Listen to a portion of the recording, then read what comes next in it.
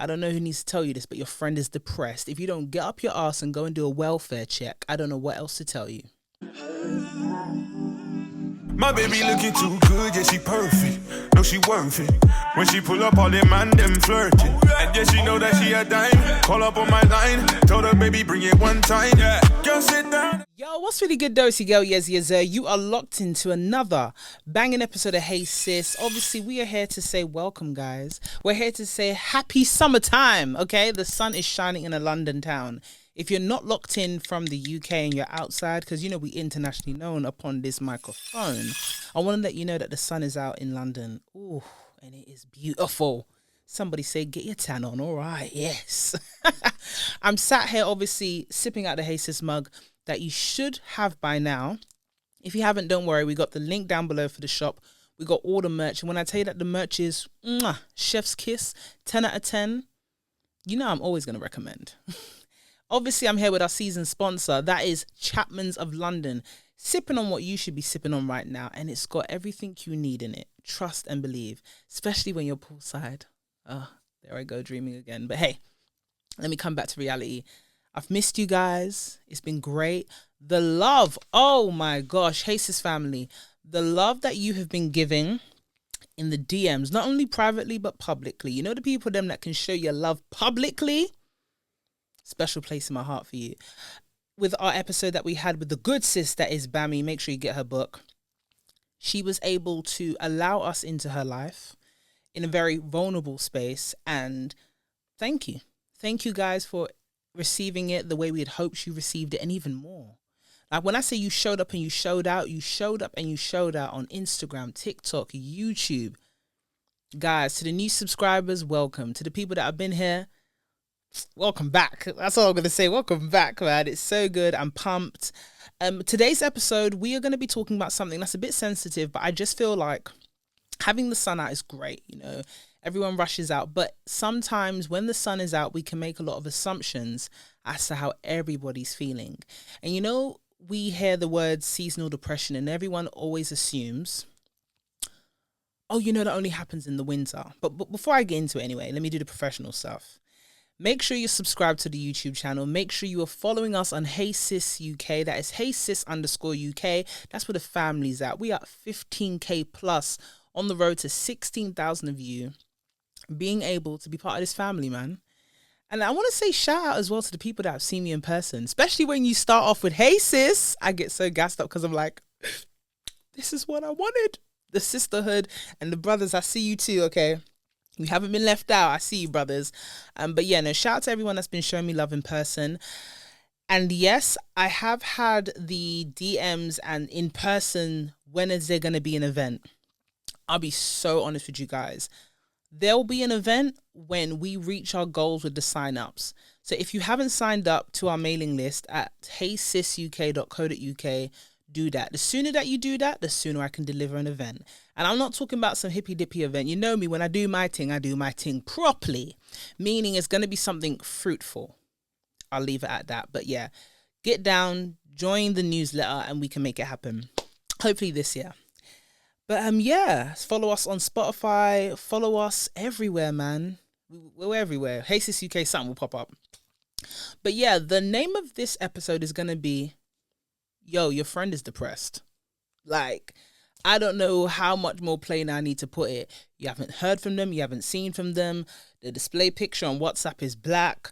They've taken them off of social media. They have absolutely withdrawn from themselves and the sun is out. I don't know who needs to tell you this, but your friend is depressed. If you don't get up your ass and go and do a welfare check, I don't know what else to tell you. And imagine we're just starting the episode. Guys, I'm sorry. Let's take a sip. Let's unpack. Let's get into it. I'm literally taking my sip right now.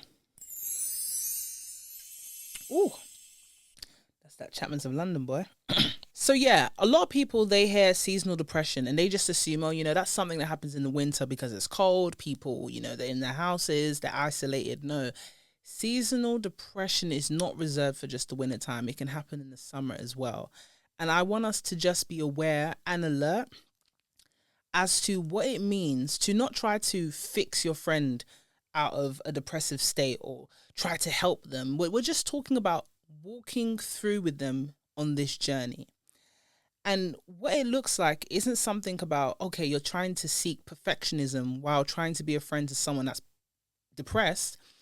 It's about trying to be present in that moment. Not perfect, but present for the friend that's going through a depressive state in their time, or someone that suffers from chronic depression. Now, when I go into this, I want to preface this by saying I am not a therapist. I would always advise someone to go for professional help, and best believe in the description box, I will be putting some resources that you can use, whether it's actual therapists, whether it's charities and organizations that focus on being able to help people mentally through what they're going through. But let's get into these red flags. So you might be sat there and you honestly have no clue that your friend's depressed, and sometimes it hurts when you realize that later down the line, or when it's gone way too far, and you say to yourself, rah, like, I really wish I knew what you were going through. And sometimes it's hard. We're in a time where everybody's busy, everybody's going through their own issues. But when we're talking about a friend that's depressed and being able to be aware enough to realize your friend's going through this, let's go through these red flags. So the first one that your friend will be going through is that if you notice that they cancel plans a lot. So it's summertime, typically you'll say, yo, there's this barbecue happening at mine or a mutual friend of ours, let's go. They might initially say, yeah, I'm down for it. And then all of a sudden, last minute, can't make it, and they haven't got a plausible reason. If this continues to be a repetitive thing where barbecues they're cancelling, events they're cancelling, and it's never a reason, you might want to say, okay, I won't jump the gun, but I'm starting to see a pattern forming. Maybe I should check in with my friend.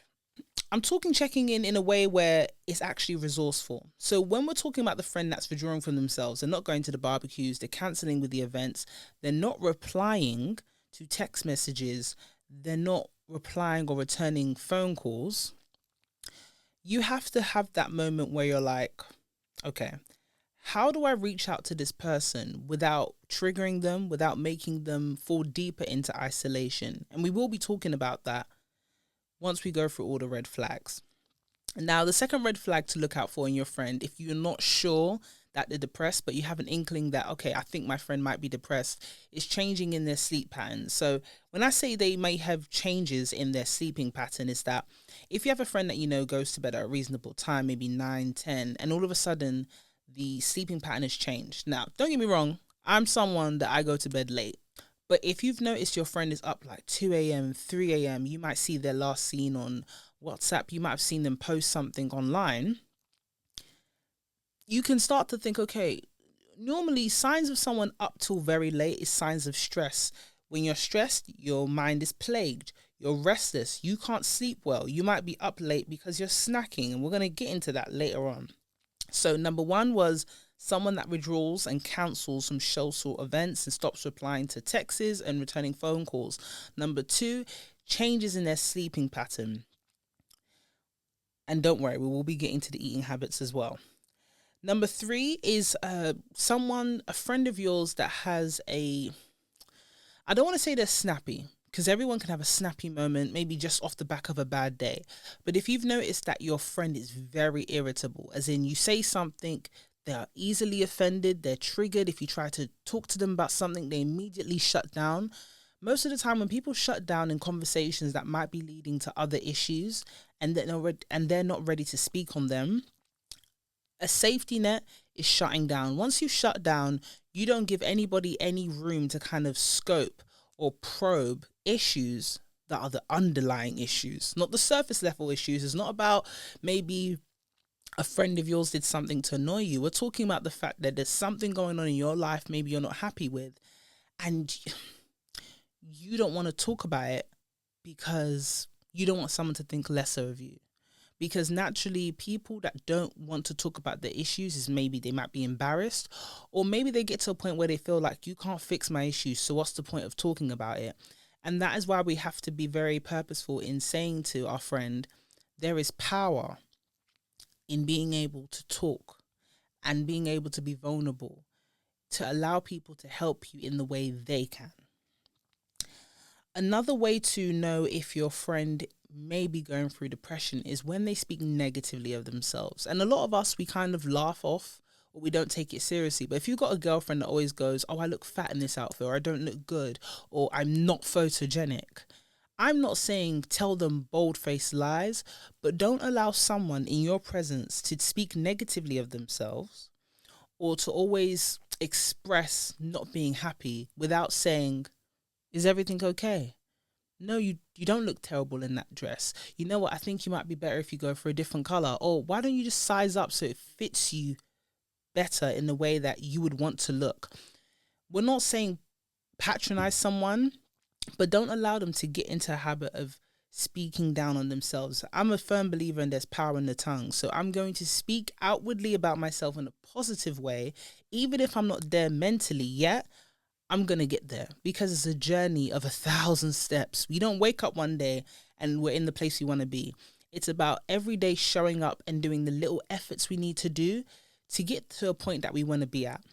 And sometimes as well, as much as it is a journey, I want people to focus more on the journey than the destination. The problem being is that a lot of people think, oh, when I get this job, I'll be happy because all my problems will be solved. When I'm in this type of relationship, I'll be happy because everything I wanted will be in this person. No, it doesn't work like that. Because with everything you get, and this is just a personal prayer of mine, yeah? My personal prayer is I don't pray for things alone. I always say, God, the thing I'm praying for, when you give it to me or when you feel it's right for me to have it or whatever blessing that you give me, I pray that I have the ability to handle this blessing, because a lot of people pray for blessings and when they come, they don't know how to handle it. And handling it, being able to maneuver through situations where you can easily, how can I say this? When it can easily be taken from you or someone can, you know, as the phrase was coined, trick you out your position. You don't want to be in that situation. And if you're not familiar with the term to be tricked out of one's position, it's when basically, say you've been promoted, yeah? You're in your job, you've been working hard, you've been promoted, and someone at work antagonizes you to a point where they bring you out of your character. And because of that, maybe you go for a disciplinary, you may be demoted, you might be fired from your job. That's why I say pray to be able to handle your blessing. If your blessing is that position, pray that you are not tricked out of your position by foolery. That's why we have to be very purposeful where we put our energy in this day and age. So, and we spoke about someone speaking negatively about themselves. A more modern version of being able to know, I think my friend might be depressed, is if they're unusually silent on social media. And yeah, we do have friends. I have friends that are just not on social media, I get, but they are present in any other ways. So when I say that we have friends that are not on social media, but they're present in other ways, is that you'll still meet them in person. But the friend that was very much a social media user and they archive all of their photos, there might be one or none. All of a sudden, they change their name to something very ambiguous. Their profile picture is black. Their WhatsApp picture is black. They don't even view your stories anymore. Then you try to see if they're active. They're not active. I don't know who needs to tell you this, but I think you need to do a welfare check. And I think a lot of people, they either forget that you can do it, or we are so far removed from real life and we're so hell-bent on, if I see you on social media, I see you, and if I don't, out of sight, out of mind. When it comes to our friendships, we shouldn't have an out of sight, out of mind perception when it comes to making sure that your friend is okay, because people are really going through it. They're going through depression, they're going through anxiety, all these things. So if your friend has withdrawn from social media, then you need to knock on their door and see they're okay. Like, people feel like a welfare check is reserved for like the worst case scenario. No, even if your friend goes quiet for a week or two, check on them, see if they're okay. Hey, yeah, I see you watching. I see you listening. I see you doing a lot of things, but you ain't subscribing. I see you liking. I see you commenting. But again, you ain't subscribing, but it's okay. I'm about to drink some Chapman's of London out of this Hey Sis mug, and that should give you enough time to click the button down below. It's just there. Yeah, that's enough time. Let's get back to the episode. The last red flag, which is someone that, I'm partial to a drink or two. When I talk about being a social drinker, I mean as in like I wouldn't normally drink at home if I'm out with friends or, after work drinks, for example. You might have a glass or two. I'm a 2 drink type of gal. 2 glasses of wine, 2 half glasses of wine. I know my limit. But when we talk about someone who changes their habits, and when I say recreational habits, you start to notice that your friend is drinking a whole lot more than usual at places and settings that you wouldn't expect. You notice that they are dibbling dabbling in a few herbal things or non-herbal things. You have to speak up. People change lifestyles. Understandable. Someone that you went to college with, they might have, formed a different lifestyle when they're in university. But when you can see that it's affecting them in a negative way, or it seems like they're numbing themselves, or it's a form of escapism, you need to check in with your friend. And you have to be able, when you're doing this, when you've put yourself in this position, not to fix someone, but to be able to say, hey, I'm here. It's just purely presence in a sense of, are you okay? Is there anything you want to talk about? You know what? I think we need to talk because there's something I've noticed in you. Because people use drinks and other substances to numb themselves and escapism from the present life they're living. And you have to ask yourself, how bad is life getting if you feel like you have to run away from it while you're awake? You get what I mean? Because even the changes of sleeping pattern aspect, when that red flag, when I mentioned it earlier, yeah, someone can be up till late because their mind is plagued with stress. And when your mind is going over and over all the issues you've got, of course you can't sleep. And then there's people that feel like, if I fall asleep and I try to long out my periods of sleep, it means that I spend less hours of the day awake having to face my issues. So you have to notice both of those things. And it's easy to notice them where you're calling at certain times of the day, or when you can see how long they've been online for at certain times of the day. So that's why I say you got to be alert. And when you're doing all of this, you have to do it in a way that's convenient for you, where you're not draining yourself and you're not pouring from an empty cup. So please keep that in mind as well. It's not your job, it's not your duty, but if it is a good friend of yours and you feel inclined to do so, by all means. Now, we're getting to the point when I say, I say do a welfare check. I say don't rely on social media, but we need to know how we do this, because I don't know about you, I'm not perfect. There's times where I've not said the right thing, or I've delivered it in a way that hasn't been received the way I'd hope. So we have to be cautious, especially when you're dealing with a friend that's going through it. How you speak to them, how you want them to respond, and how you want them to receive the love you're giving and the way you're giving it. You have to take time. It's not something you rush into. It's not something that you feel like it has to be done in a certain time frame. Because I think a lot of people, they see depression and they feel like, okay, well, you need to get out of it now. It doesn't work like that. It is small, everyday steps to get out of that state. So let me take a sip of my drink. And guys, be very open-minded to what I'm saying, yeah?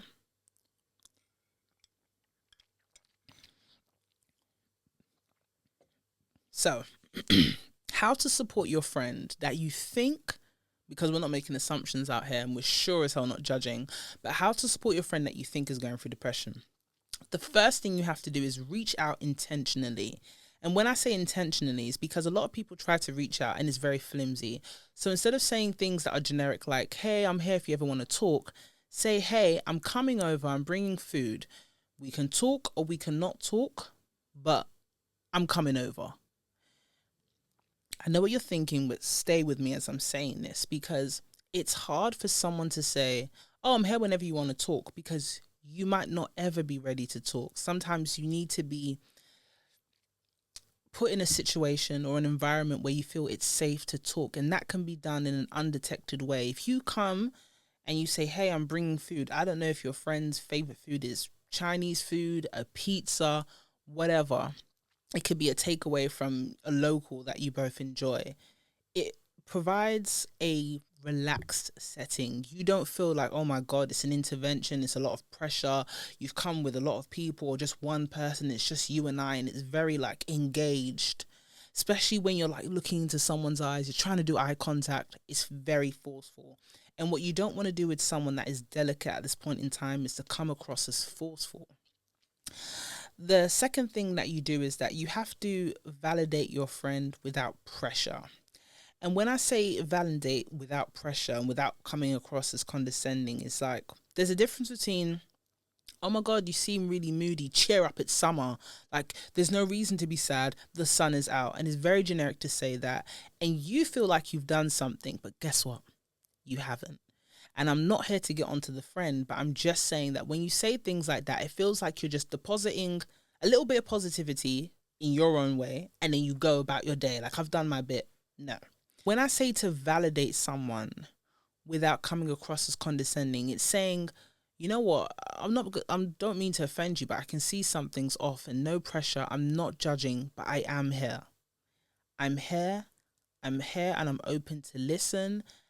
And I know you're thinking maybe I can't solve your issues, but, you know, a lending ear always helps in any situation.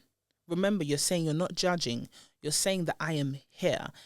I'm saying that I can see something's off. I'm not waiting for you to tell me that because I'm close enough to you as a friend to say that. And if I'm right, I want you to be comfortable with the thought of knowing that I'm here and I'm not judging you. You see that difference between I'm here, not judging, and I can see something's off, and, oh, it's summer, like, cheer up, the sun's out. Flimsy, intentional. And we are going through all the intentional ways to help your friend right now. Another way that you can do this, as in helping your friend out of this situation, is offer structure. I'm not talking about doing up military and all that type of stuff. You don't have to be militant about it.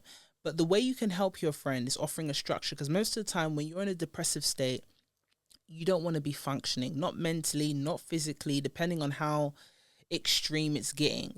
So how you can offer a structure without doing it in a pressuring way is say, oh, hey, I just joined the gym. And maybe in your gym membership, you're able to bring a friend along, because we don't know the financial situation your friend is in. If you feel like they can afford it, cool. If they can't, say, oh, I've just joined a gym. Oh, but I don't want to go by myself. It's a bit daunting. But I get to bring a friend at least 4 times a month. Now, what you've done there is you've said to your friend, I'm going to come over. If you're driving, I'm going to come over at least once a week. Let's just say a Wednesday. And you and I were going to go to the gym. You're going to be on the treadmill. You're going to work out. Being able to exercise, it does help with these situations. They're going to feel comfortable enough in a relaxed setting to maybe bit by bit say what's going on with them without it feeling like a whole intervention. Without it feeling like, oh, you only did this because you wanted me to talk. Because some people feel like if you're pushing for something, there's more resistance that way. So you can do it in the form of, oh, let's go to the gym together every Wednesday. Or fortnightly, you can say, oh, I've been seeing these really cool dance classes. Or you can say, I've really been wanting to join this knitting group in the local library or centre near to you. Why not? But you have to offer a routine that they can expect to do and that you can expect to see them on, I would say, whatever capacity is convenient for you around your lifestyle. If you can do weekly, great. If it's fortnightly, that's still something. But try not to let it go on for months on end before you physically see your friend that you're already worried about. Now, as we're doing this, and yes, we're doing it intentionally, yes, we're trying to have a routine in check or techniques in order to help your friend be able to talk through their issues, you also have to offer the boundaries. If you come on too strong and they tell you you're coming on too strong, it's okay to back up.